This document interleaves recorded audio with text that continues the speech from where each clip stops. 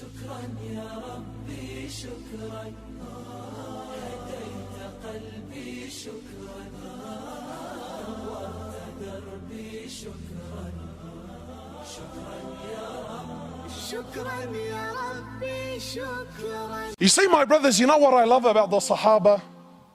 The Sahaba were real people. Many of us, we like to praise the Sahaba so much so to the point where we start painting this picture like they never did anything wrong. Well, you're very wrong. Sahaba did a lot of things wrong, but that's what was beautiful about them, because they made mistakes. Then the way they dealt with their mistakes is what makes them so special and so unique. My time is short. One particular incident. After one of the battles, there was booty of war, gold, silver, swords, shields, stuff like this.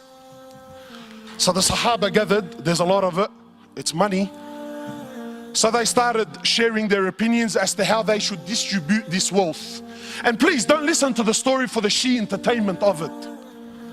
Live the story, brother. Try to imagine. I'm not sharing with you Walt Disney fairy tales. These are real stories of your fathers. Why? Not to entertain you, but to learn. Because you know what, my brothers, the truth is, when really push comes to shove, we don't follow the sunnah of Rasulullah sallallahu alayhi wasallam. Deep down, we're gangsters. That's what we are, man. And being a gangster doesn't necessarily mean you got tattoos and you used to sell drugs on the streets. Wallahi, I know Abu Ali's and Abu Ahmed's that are more gangsters than any youngster on the street today can ever be. Gangster with your character and your attitude. We don't follow Rasulullah. We follow people like Tony Montana in Scarface, yeah, and Tupac in Ma Ba'arif Shu, and that's it, brother. That's the way it is, cuz. That's how it is on the streets, brother. What deen is this, man? So the Sahaba, each man gave his opinion. Then Abu Dhar gave his opinion on the matter. For those of you who don't know Abu Dhar is Arab. Yani he makes an Arab feel like he's a non-Arab. You can't be any more Arab than what Abu Dhar was. So Abu Dhar also gave his opinion. Today, mosques. I was in Canada, the brother. Mosques are waiting in courts to deal with their issues. Why? Because, brother, I gave my opinion and this guy disrespected me when we were in the meeting, so now it's me versus him. And mosques are going to war with each other. Why? Who's hit it? Brother, I gave my opinion. What, and he went against me? Doesn't he know who I am? I've been here for 10 years, brother. This guy's only been on the board for 5 years. These are the people that are leading our masajid, mashallah. So Abu Dhar gave his opinion. Then the next person was Bilal radiallahu ta'ala anhu. Bilal is the muaddin of Rasulullah sallallahu alayhi wasallam. Bilal not only used to be a slave, but an Abyssinian slave, meaning he was black. So as far as society is concerned, talk about being rock bottom. But you see, Islam came to break this. So when Bilal gave his opinion, he says, Abu Dhar, I disagree with you. Allahu A'lam, I think this is what we should do with the wealth. So Abu Dhar, imagine being put on the spot in front of everyone. He says, even you, ya Bilal, even you son of a black woman, even you're going to disagree with me today. These are big words. So Bilal, rightfully so, got very upset. He picked himself up and went to the Prophet of Allah. Now I want to pause here for a minute because I want to prove my point that we don't follow the sunnah of Rasulullah sallallahu alaihi wasallam. We follow the sunnah of who? Sheikh Tony Montana, mashallah, and Maulana Tupac. When we hear the story of the Sahaba, we exclude our life and our societies, well, because it's different times. My brothers, I want to ask you sincerely, and I want you to answer sincerely.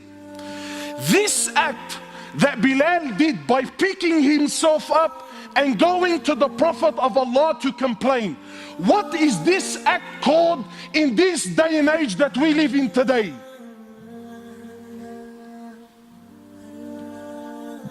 He's a snitch. True or not? Brother, we have a drama. You pick yourself up to go complain. What are you, a woman, bro? That's street language. You see, but Bilal wasn't corrupted by your Tupac and your Tony Montana. Bilal was affected by your Prophet, who you claim that you follow. You see, Bilal had something in his heart, so he went to someone that can help him with this situation. You and I, nah. That makes me less of a man. Nah, Habib. I'm gonna hold it in my heart for the next 20 years.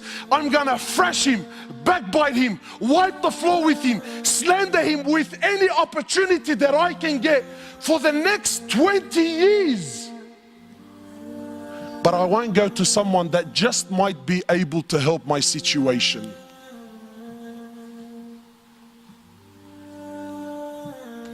So Bilal goes, he tells the Prophet of Allah. The Prophet of Allah became furious. So the Prophet of Allah, he comes, he goes to where Abu Dhar was, and he grabs Abu Dhar by he grabs Abu Dhar. Talk about bridging up. This right now was bridging up. And he grabs Abu Dhar and shakes him and says, Abu Dhar, you are a man that still has jahiliyyah in his heart.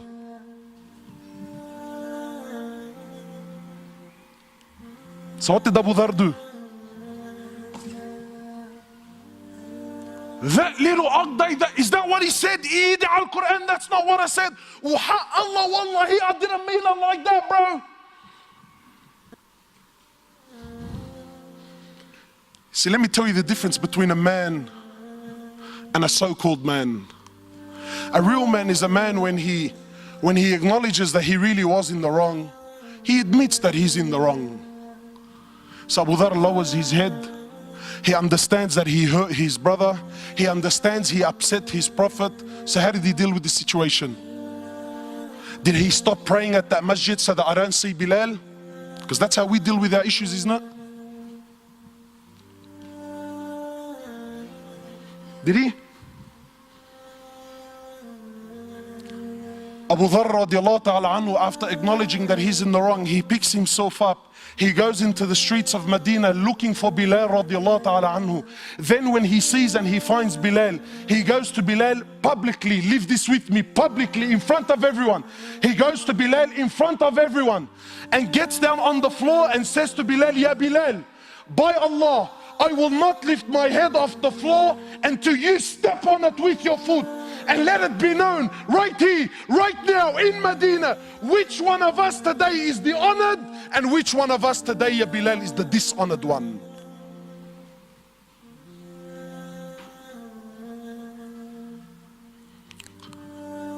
Come on, man. How come I haven't heard this story before, bro? So what did Bilal do? He's vulnerable. He's on the floor. He acknowledged, I told you, bro. I told you I was in the right. What did he do? Wallahi, an opportunity that most of us would love to have with those that hurt us. You see, real forgiveness is to forgive from your heart sincerely, whether you can do something about it or you can't. You see, there are many of us who have issues and dramas with other people, and we paint on the outside that, nah, brother, wallahi, man, I forgive him for the sake of Allah. You little kazzab, you little spinner. The only reason that you claim that you forgive him is not because you really forgive him. The truth is you can't do anything to this guy anyway. So really, by default, by the fact that I physically can't do anything, I disguise my weakness with what? Nah, wallahi, bro, I forgive him for the sake of Allah. But deep down in your heart, deep down in your heart, if you got the news that a bus hit him, your heart will start to do the dabki, bro.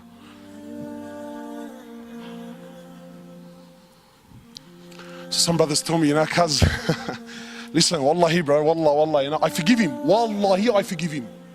But I don't forget, cuz, Wow, mashallah, really? You forgive but you don't forget? Well, I got news for you, bro. If you forgive but don't forget, you didn't forgive to begin with. You see, this topic is not as juicy as what you first thought, eh? Why? Because it's hard on the nafs. Because this is real deen. This is real deen. So what did Bilal do? Bilal gets down on his hands and knees. He kisses Abu Dharr on the forehead. He says, Abu Dharr, are you serious? I forgive you for the sake of Allah. Done, finished, dusted, never to be spoken about again. Not drag it on for 10, 15 years. Not forget the fact that hours before this they were both on the same battlefield fighting for the same Lord. See, we don't have this in our societies anymore, man. Why? Because today weakness is seen as what? Forgiveness is seen as what? But that's weakness, brother. La Habib. That's a real man. شكرا يا ربي شكرا هديت قلبي شكرا نورت دربي شكرا شكرا يا رب شكرا يا ربي شكرا هديت قلبي شكرا